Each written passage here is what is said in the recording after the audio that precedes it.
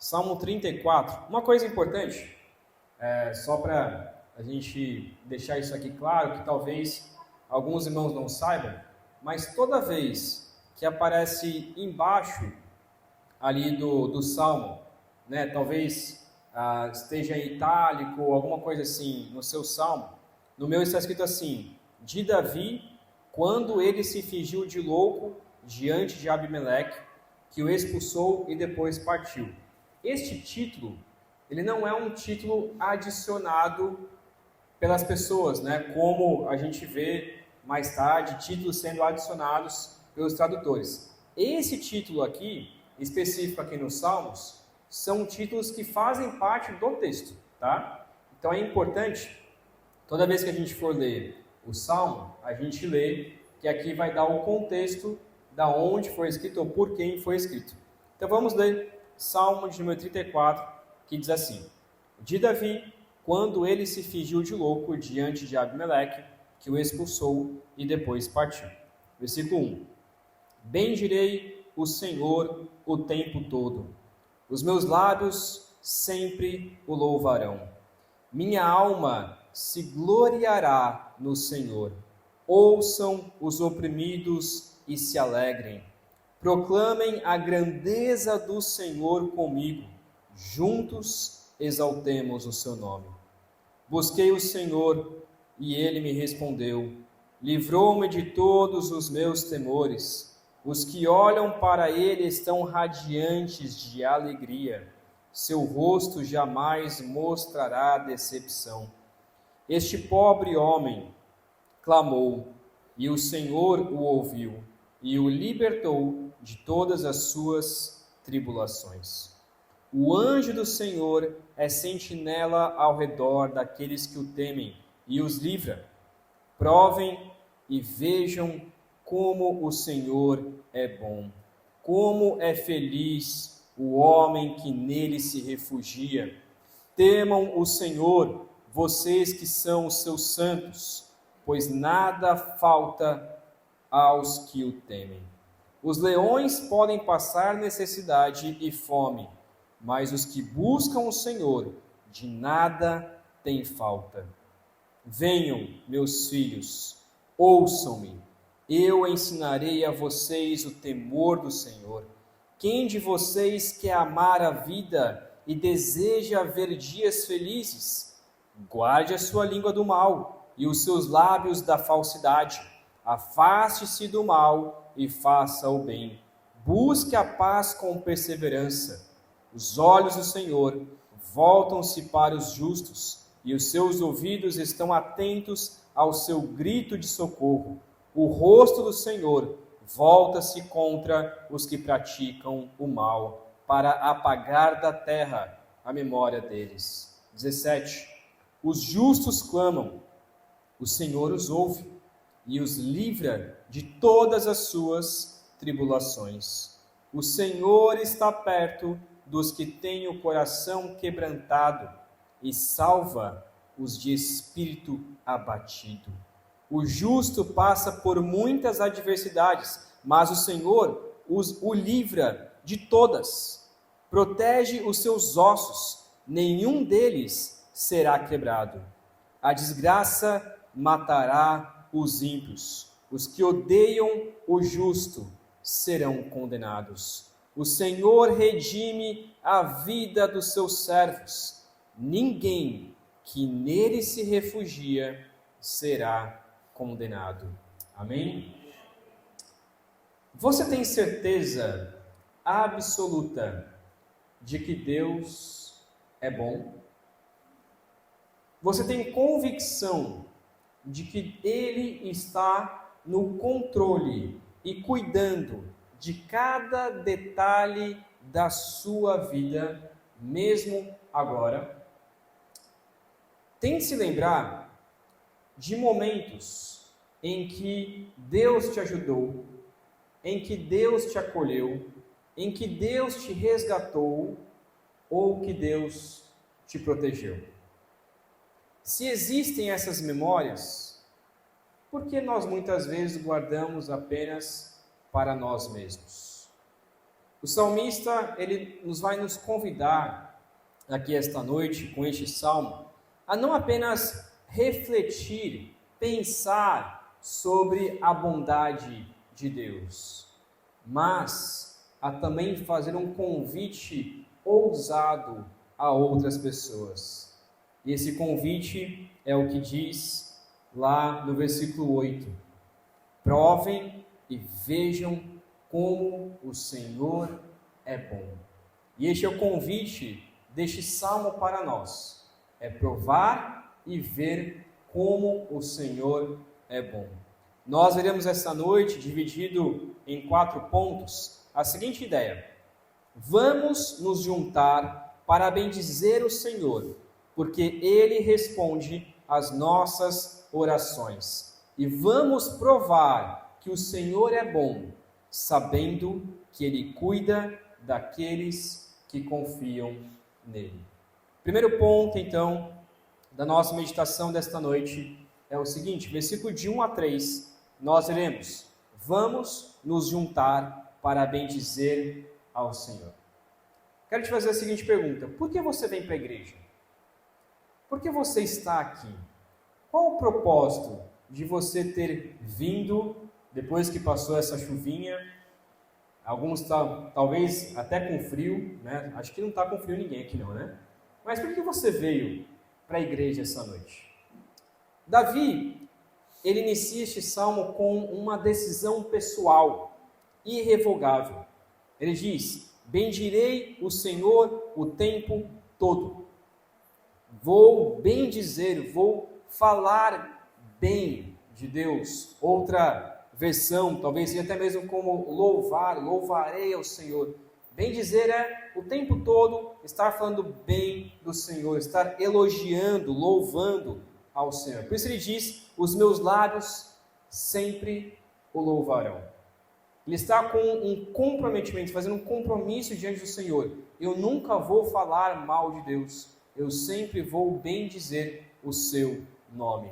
Nós podemos, assim como Davi, decidir que da nossa boca só sairá louvor para o Senhor, seja em cânticos ou seja em palavras.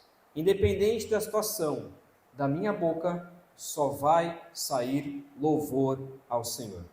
Mas Davi, ele não quer ficar sozinho nessa. Davi, ele não quer simplesmente ele louvar e somente ele. Não, ele diz: a minha alma se gloriará no Senhor. E ele então completa: ouçam os oprimidos e se alegrem. Ele aqui declara para quem ele está escrevendo esse salmo. Ele está escrevendo esse salmo para os oprimidos, para os que estão em sofrimento, para os que estão passando por uma situação difícil. E é isso que é o interessante desse salmo, porque é muito fácil nós louvarmos ao Senhor e provar que Deus é bom quando as coisas estão tudo bem, não é mesmo? É muito fácil nós bendizermos, louvarmos, cantarmos ao Senhor com alegria quando as coisas estão tudo certo. Mas e quando a gente está oprimido, seja por algum problema em casa, seja por alguém te perseguindo no trabalho, quando a situação ela está complicada, nós podemos continuar louvando ao Senhor? Ele escreve então pensando naqueles que sofrem, para que eles encontrem a alegria através do testemunho, através do que aconteceu aqui com Davi nesta situação. A lição para nós então é que esta é a beleza de pertencer à família de Deus. Nós não precisamos guardar o louvor apenas conosco. Nós podemos também compartilhar com os nossos irmãos, não só os nossos pedidos, mas também as coisas boas que acontecem com a gente.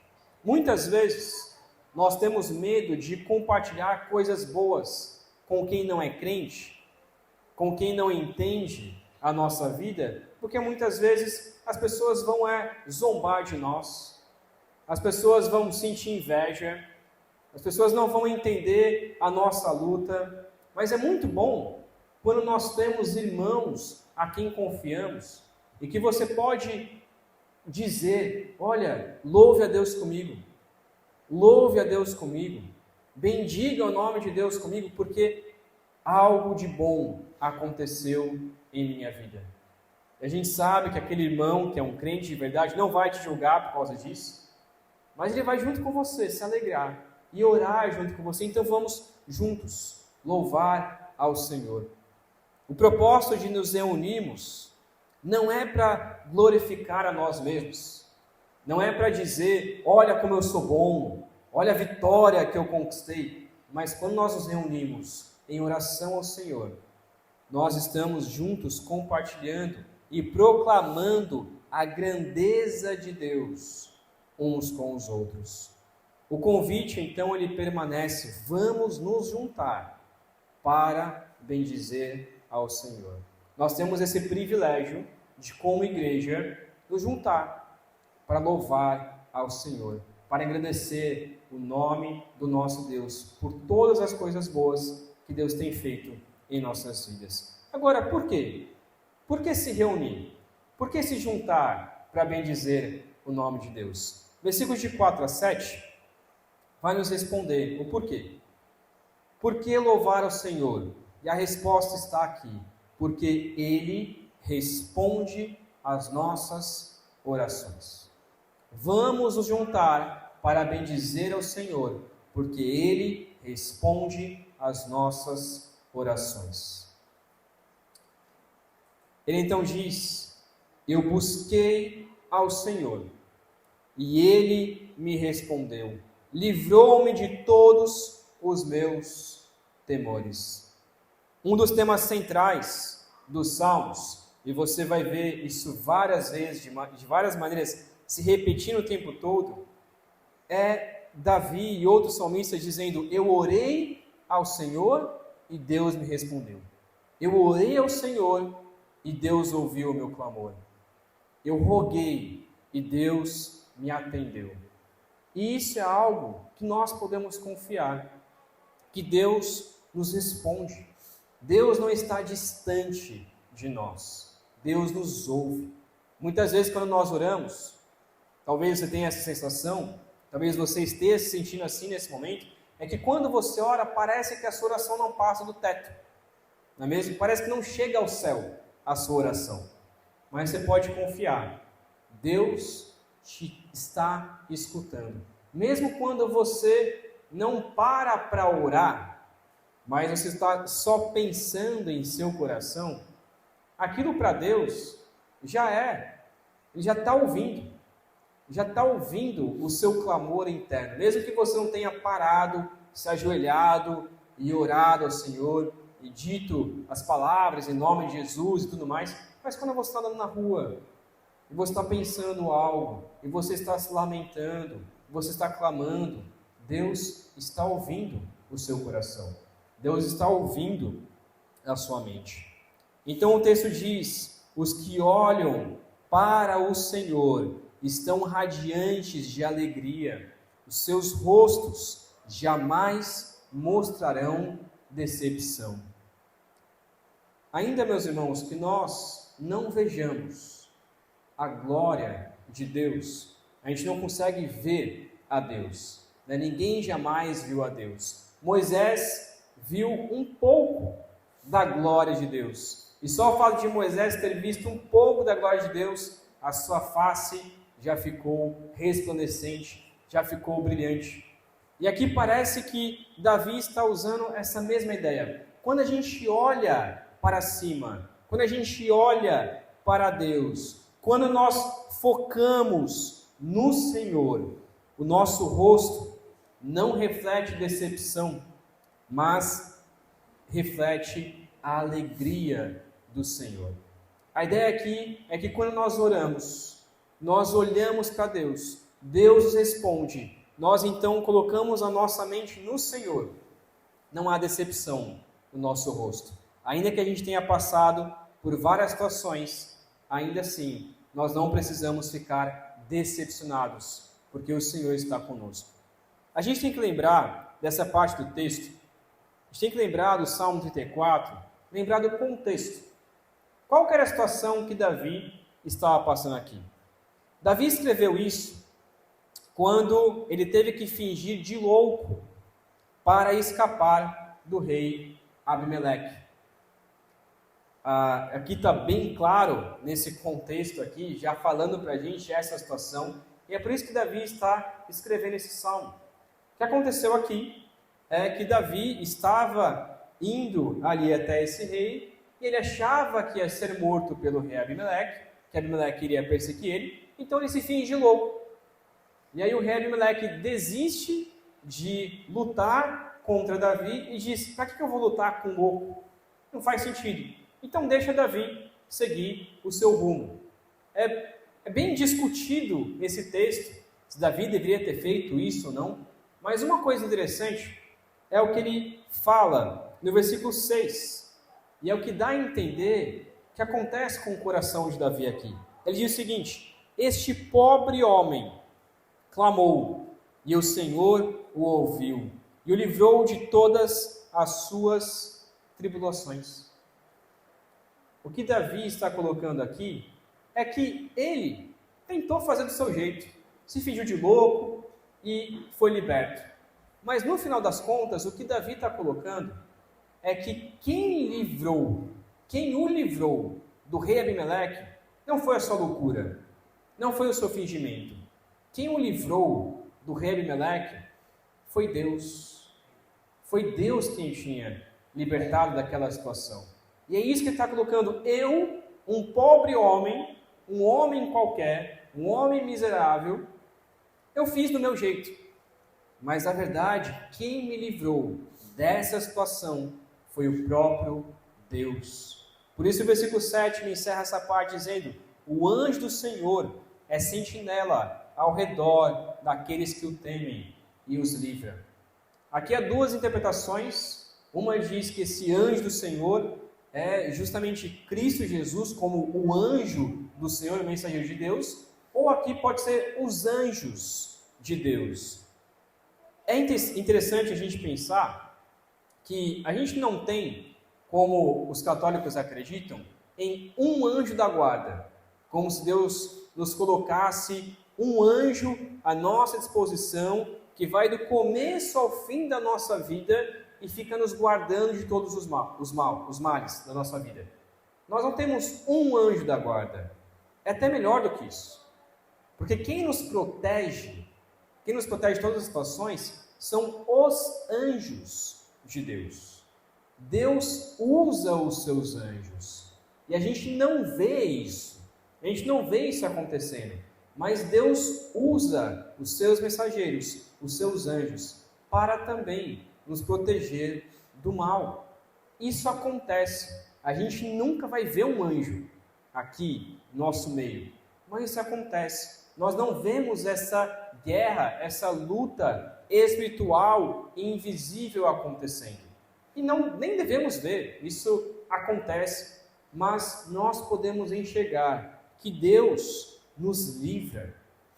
Deus está como sentinela ao nosso redor, nos protegendo.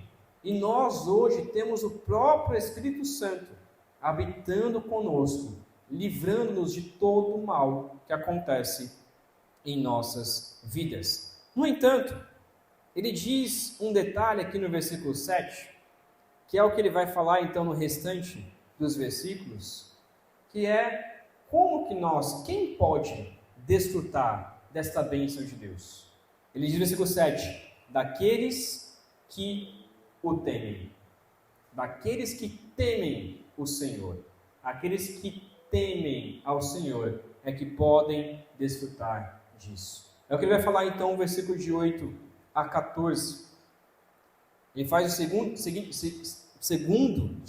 segundo convite aqui, que é: vamos provar que o Senhor é bom.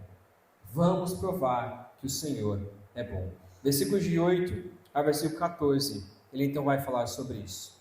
Já que Deus nos responde, já que Deus responde às nossas orações, nós podemos repetir o convite de Davi.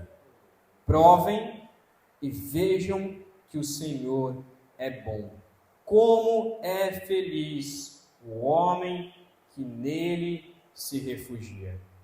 Deus não quer que você apenas ouça falar da bondade de Deus. Deus não quer que você apenas leia sobre a bondade de Deus. A gente pode ler o quanto o Senhor é bom o tempo todo. A gente tem isso na Escritura. A gente tem histórias e histórias de Deus sendo bom e misericordioso com vários personagens bíblicos, com várias pessoas na história bíblica. No entanto, Davi aqui está dizendo que não é só para você ler, não é só para você saber, não é só para você entender que o Senhor é bom. É para você provar, é para você ver, é para você sentir que Deus é bom. E isso você só consegue fazer quando você tem uma experiência com o Senhor, quando você tem uma vida com o Senhor. E por isso o restante do Salmo, ele diz que essa experiência com Deus, essa experiência de provar que o Senhor é bom, ela só pode ser recebida, ela só pode ser experimentada quando a gente teme a Deus.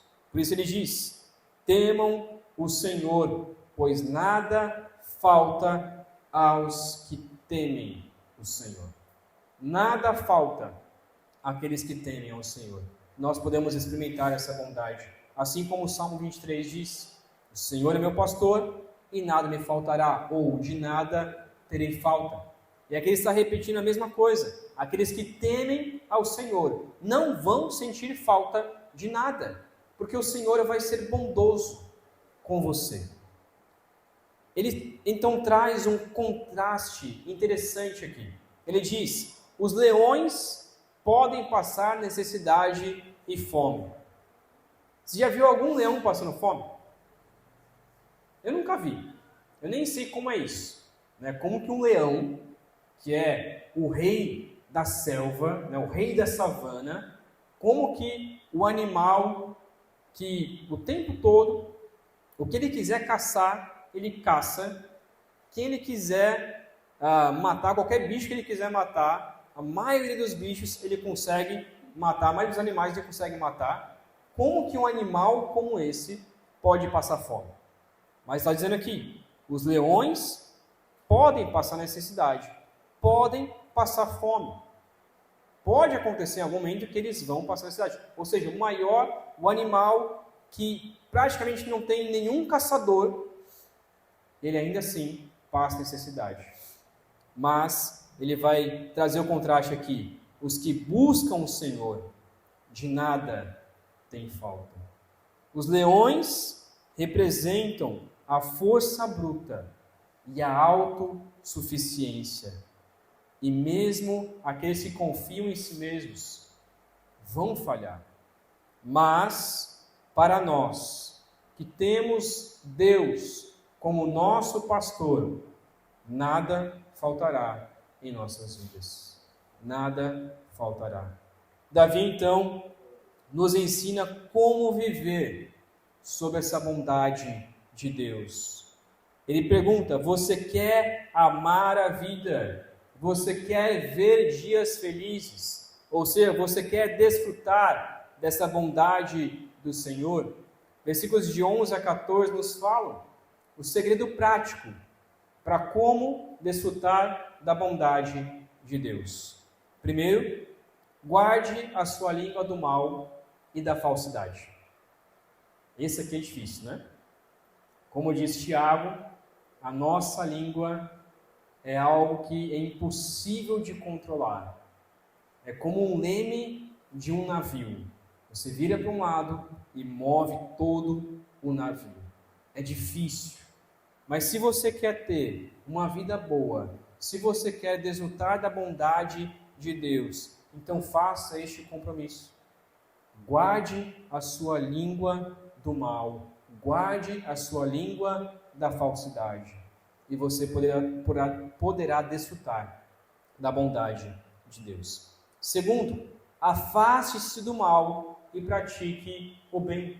Apesar de ser algo genérico aqui, mas nós devemos fazer isso todos os dias. Nos afastar do mal. Todos os dias decidir, eu não vou pecar hoje. Eu só vou fazer o bem. E por mais que eu peque, e a gente vai pecar, é impossível passar um dia sem pecar, mas que sejam pecados que não sejam propositais, que não sejam intencionais, mas coloque isso todos os dias, eu vou praticar o bem. E terceiro, busque a paz com perseverança. Busque a paz com perseverança. Busque ter paz com todos.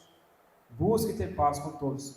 Isso nós podemos ver tanto de forma de consequências práticas, tanto de consequências também espirituais. Se você não falar mal da outra pessoa, o que acontece? Não vai ter guerra. Se você não falar mal de alguém, a chance de não ter uma guerra contra aquela pessoa, de odiar aquela pessoa, diminui drasticamente. Se você se afastar do mal e praticar o bem, a chance de você ter uma vida boa aumenta. Por quê? Porque você está praticando sempre o bem, não está falando mal de ninguém, não está fazendo mal contra outra pessoa. Se você buscar a paz com perseverança, obviamente, você vai ter coisas boas em sua vida também. Então, é tanto de forma prática, como de forma espiritual também. Porque é desta forma que você mostra que você está temendo a Deus. Como que eu temo a Deus? Praticando bem, obedecendo ao Senhor. E por fim, quarto e último ponto. Eu também posso saber que o Senhor cuida daqueles que confiam nele. O Senhor cuida daqueles que confiam nele. De 15 a 22. O Salmo encerra reforçando o cuidado detalhado de Deus. Deus não é um Deus que cuida de maneira geral, cuida de toda a terra de maneira geral. Não, Ele cuida de forma detalhada. Deus, Ele é diferente, por exemplo, do jardineiro, ou daquele que água as plantas, né? O que você faz aguando plantas? Você simplesmente pega a sua mangueira ou o seu balde e joga de qualquer modo, né? Você vai jogando, tá bom, satisfeito. Mas o jardineiro, aquele que ama as suas plantas ou as suas flores, ele vai, ali joga a mangueira, joga a água com cuidado. Tem gente que até fica falando com a planta e diz, né, reza a lenda, como alguns dizem, que para a planta você sempre tem que falar coisas boas. Porque se você falar alguma coisa ruim para a planta, pode ser que ela ouça e até morra, né? Tem gente que diz isso. Mas tem aquele jardineiro que ama as suas plantas, ele está ali cuidando, ele vai podando, ele vem específico e procura cada planta como que cuida de maneira diferente. Tem algumas que você água mais, tem algumas que você água um pouco menos. Então, quem gosta de planta, de flor ou algo assim, e ama cuidar, ama fazer isso, sabe cada detalhezinho da planta e cada uma é de maneira diferente. Eu, por exemplo, quando a minha esposa pede para eu aguar as plantas dela, né? Eu só pego ali a mangueira e jogo para qualquer uma, e jogo, aí depois ela briga comigo, né? Que eu joguei muita água no cacto, sendo que não precisa de água. Mas para mim, planta é só jogar água. Eu cuido dessa maneira. E não é à toa que esse tempo que eu passei, que ela foi viajar, né, algumas morreram, infelizmente. Mas quem ama a planta, ela sabe especificamente qual que cada planta precisa de tanto de água e etc. Minha esposa, ela nem é tão específica assim, mas ela cuida melhor do que eu. Mas tem gente que ainda cuida ainda mais. Porque ama cada detalhezinho daquela planta. É assim que Deus cuida de nós. Deus não cuida de maneira geral. Deus cuida de coisas específicas da nossa vida. Por isso o Salmo diz, Os olhos do Senhor voltam-se para os justos, e os seus ouvidos estão atentos ao seu grito de socorro. Os olhos do Senhor estão ali atentos a todo o momento que você orar. Toda vez que você pensa, toda vez que você ora, Deus está como se estivesse com os ouvidos dizendo: vai, diga, pede para mim o que você quer. Deus está assim. Deus está assim. Versículo 16 diz: o rosto do Senhor volta-se contra os que praticam o mal, para apagar da terra a memória deles. Então aqui traz o contraste. Enquanto Deus, Ele cuida de nós de maneira específica, Ele também está cuidando daqueles que estão praticando o mal. O Senhor, Ele vira o seu rosto contra o mal. Ele está incrivelmente também perto dos quebrantados. O Senhor está perto dos que têm o coração quebrantado e salva os de espírito abatido. Eu não sei se você já passou por uma situação em que você ficou totalmente quebrado, totalmente destruído, ficou sem chão, sem nada. E de repente chegou uma pessoa, encostou no seu ombro e disse: posso orar por você? Essa pessoa então fez essa oração. Eu já passei por isso várias vezes. E quando a pessoa está orando e conversando com Deus, parece que Deus ele vai enchendo o nosso coração. Parece que essas trevas que estavam nos rodeando vão se dissipando e vai abrindo uma luz diante de nós. Nós podemos presenciar isso, porque o Senhor ele está atento aos que estão com o coração quebrantado, aos que estão com o espírito abatido. Ele quer nos salvar dessa situação. Mas nós precisamos também ser realistas. O justo, ele passa por muitas adversidades. Seguir a Deus não nos isenta de problemas, mas o Senhor nos livra de todos os problemas, segundo a sua boa vontade, segundo a vontade de Deus. A conclusão de esperança eterna, então, é que a desgraça vai alcançar os ímpios, mas o Senhor redime a vida dos seus servos. Ninguém que nele se refugia será condenado. E nós podemos então olhar para Cristo Jesus e olhar para Romanos 8, versículo 1, em que diz que não há condenação para aqueles que estão em Cristo Jesus. Não há mais condenação para aqueles que foram justificados pelo Senhor Jesus. Quando nós nos refugiamos em Deus, não há mais condenação para nós. Se você confia nele, sua vida está segura, e somente assim você pode provar da bondade de Deus. Então, para resumir esse texto, a grande ideia é: vamos nos juntar para bendizer ao Senhor, porque Ele responde às nossas orações. E vamos provar que o Senhor é bom, sabendo que Ele cuida daqueles que confiam nele. Quero fazer então algumas aplicações para nós. Meus irmãos, confie na bondade de Deus. Ainda que haja muitos problemas em sua vida, nós podemos confiar, continuar confiando que Deus é bom para nós. Precisamos ter um olhar mais para cima, deixar de olhar todos os problemas como problemas terríveis, mas começar a olhar mais para a graça de Deus, enxergar a Deus também nas pequenas coisas do dia a dia e ser encantado com a beleza de Deus. Muitas vezes, e eu digo isso por mim, muitas vezes nós não enxergamos a bondade de Deus porque nós não paramos para observar. Nós não paramos para observar a bondade de Deus, devido a tantas coisas que nós fazemos no nosso dia a dia. Há tanta correria, talvez você já acordou e a hora que você já viu, já estava aqui no culto à noite, de tão corrido que foi o seu dia. Em que momento você parou para meditar, para pensar, para orar, para observar a bondade de Deus? Pare um pouco na sua semana, pare um pouco no seu dia, sai da sua casa, observe a natureza, observe os pássaros, observe as árvores, os rios. Nesse tempo de chuva, ouça o som da chuva.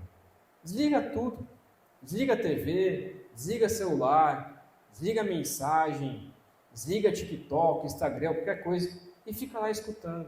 Eu vou parar esse tempo e vou escutar esta chuva que tem caído. Leia a Bíblia, não só para cumprir um plano, não só para cumprir uma meta, mas leia com o coração meditativo. Leia pensando em cada detalhe com calma. Na sua oração, ao invés de ficar só falando, muitas vezes a gente acha que oração é só falar, é só a gente ficar falando com Deus o tempo todo. Mas na sua oração, ao invés de só falar, pare um tempo também para ouvir. Mas a gente vai ouvir a voz de Deus? Não, não vamos ouvir a voz de Deus. Mas nós podemos ouvir a voz de Deus no silêncio, em acalmar o nosso coração, em parar aquele momento, conversar com Deus e ficar em silêncio. Ficar em um silêncio meditativo, ouvir a voz de Deus nessa quietude. A gente pode fazer isso. E também, além de perceber essa bondade de Deus no dia a dia, tanto nas coisas boas, tanto nas coisas ruins que acontecem, também não deixe de convidar outros a desfrutar desta bondade de Deus. Ao refletir sobre a bondade de Deus, convide outras pessoas dizendo: venham provar e ver que Deus é bom. Venha provar e ver que Deus é bom. Isso é evangelismo. Às vezes a gente acha que evangelismo é só dizer para a pessoa o plano de salvação. É importante também você falar lá todos os passos do plano de salvação. Mas evangelismo também é você convidar outras pessoas para desfrutar da bondade graciosa de Deus, que enviou Cristo Jesus para nos salvar e desfrutar de uma vida de comunhão com o nosso Criador. Nós podemos fazer isso. Olha, venha desfrutar da bondade de Deus. Venha e prove que Deus é bom. Também, além de convidar os que não são crentes, nós também podemos convidar os irmãos, os nossos irmãos, que estão talvez com este olhar de decepção. Ajude-os a enxergar o quanto Deus é bom. Que o nosso culto seja esse convite. Que a gente possa realizar um culto tão belo e tão espiritual, que as pessoas possam enxergar a bondade de Deus aqui neste local. Seja através de louvores, ou seja através de um sorriso ao cumprimentar uma pessoa. Que este local seja um local de refrigério, para que pessoas possam desfrutar dessa bondade, experienciar essa bondade de Deus. Irmãos, para encerrar, lembre-se, como é feliz o homem em que Deus se refugia. Provem e vejam como o Senhor é bom. Amém? Vamos orar. Ó Pai querido, muito obrigado, meu Deus, porque nós podemos desfrutar da sua graça. Nós podemos perceber ao Senhor os mínimos detalhes deste mundo, da sua criação. E por mais que muitas vezes a gente foque somente nas coisas ruins que acontecem, nas notícias ruins que nós vemos dia a dia, que o Senhor nos ajude a percebermos também as coisas boas. Percebemos o quanto o Senhor é um Deus gracioso e misericordioso. E que nós possamos também convidar outras pessoas a desfrutar desta bondade, a experienciar, a provar que o Senhor é bom. Ó Pai, que nós possamos ser esse testemunho vivo a outras pessoas, mostrando que o Senhor não falha, mostrando que o Senhor é um Deus cuidadoso, mostrando que o Senhor está conosco todos os dias. Que nós possamos ter esse testemunho vivo, para que pessoas olhem para nossas vidas e percebam o quanto o Senhor é bom. Que nós possamos contar aos outros que o Senhor tem nos livrado, que o Senhor tem cuidado de nós, que o Senhor tem nos amparado, que o Senhor tem nos abraçado. Que nós possamos testemunhar aos outros e nos alegrar juntos como igreja pelas coisas boas que o Senhor tem feito. Assim oramos, em nome de Cristo. Amém.